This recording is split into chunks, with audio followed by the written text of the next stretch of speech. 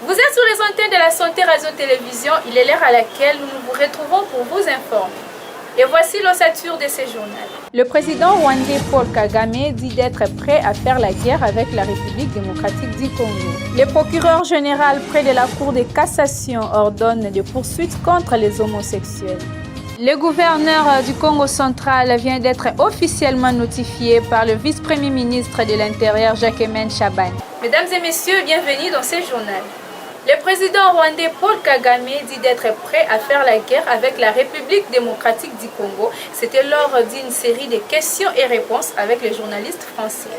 Dans une série de questions-réponses avec le journaliste Marc Perlman du média français France 24, Paul Kagame affirme ouvertement que le Rwanda est prêt à faire la guerre avec la République démocratique du Congo. Nous sommes prêts à nous battre, nous n'avons peur de rien, a-t-il déclaré. Habitué à désorienter l'opinion internationale, le président rwandais accuse faussement son homologue congolais, le président Félix Antoine Tshisekedi Tshilombo, d'orchestrer une idéologie de retour visant la communauté Tutsi. Dans la même lancée, il a également réagi contre les accusations d'un consortium de médias qui affirme que l'élection présidentielle prévue le 15 juillet au Rwanda est verrouillée et jouée d'avance. Selon Kagame, ces médias mènent une campagne de répression et d'assassinat contre ses opposants au Rwanda et à l'étranger. Le procureur général près de la Cour de cassation, Firmin Vonde, ordonne aux procureurs généraux et provinciaux d'engager des poursuites contre les homosexuels. Reportage.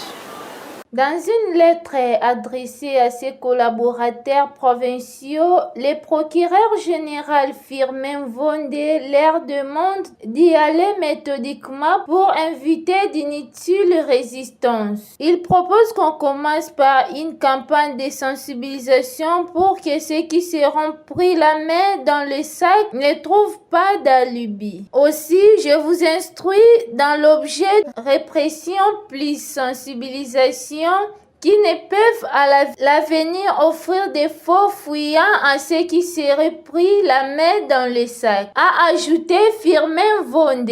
Pour discréditer l'un de ces challengers, lors de la campagne électorale de décembre 2024, le président de la République Félix Tshisekedi, alors candidat à sa propre succession, avait évoqué la notion du genre, déclarant que le candidat soutenu par l'étranger faisant allusion au docteur Denis Mukwege pourrait introduire des concepts étrangers qui ne correspondent pas à la culture congolaise.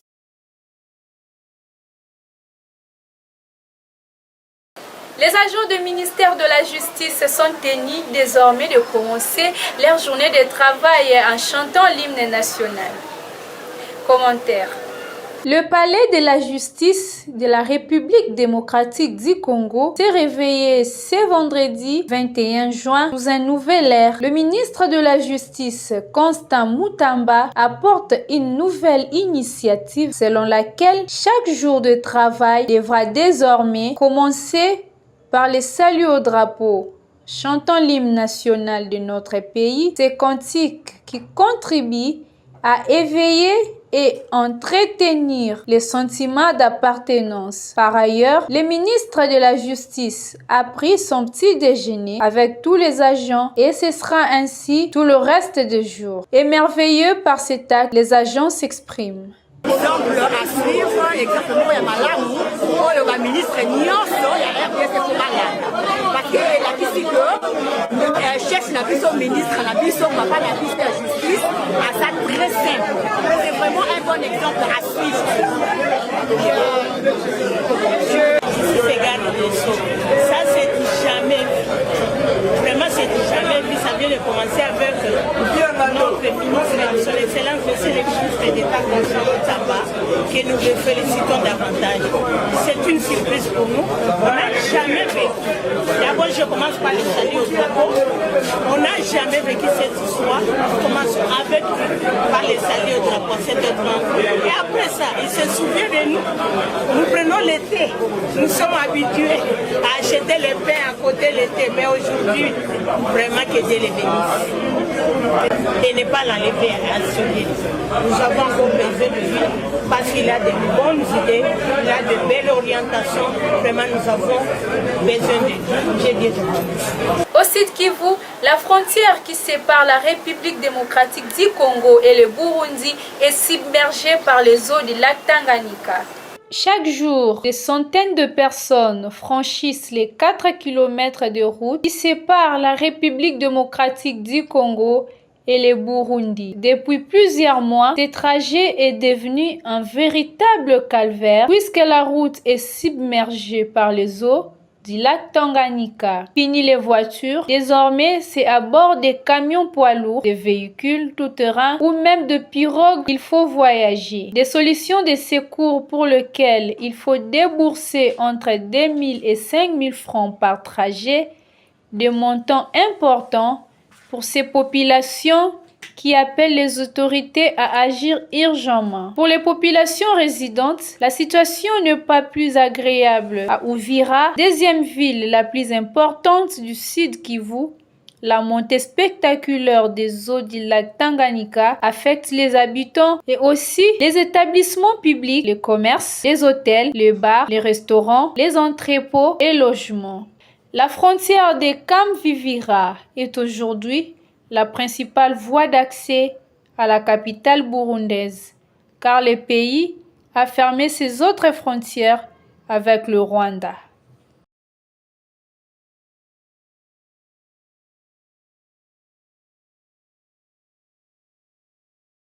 Le vice-premier ministre de l'Intérieur, Jacquemain Chabani, vient de notifier officiellement le gouverneur du Congo central, le gouverneur Grace Milolo et son vice-gouverneur Prosper Ntela pour commencer leur travail.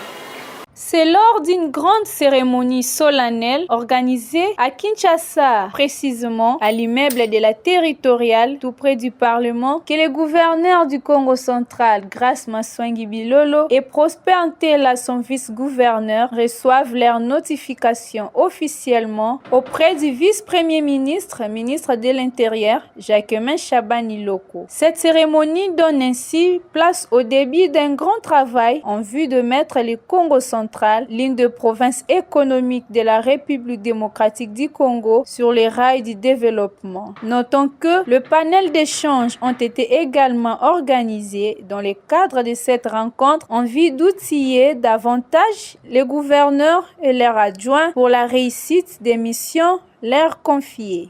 À Matadi, le maire de la ville, Dominique Nkodiambete, reçoit ce vendredi 21 juin à l'hôtel de la ville la délégation de PADEM-PME, conduite par Madame Zour Karay, spécialiste du secteur privé Banque mondiale.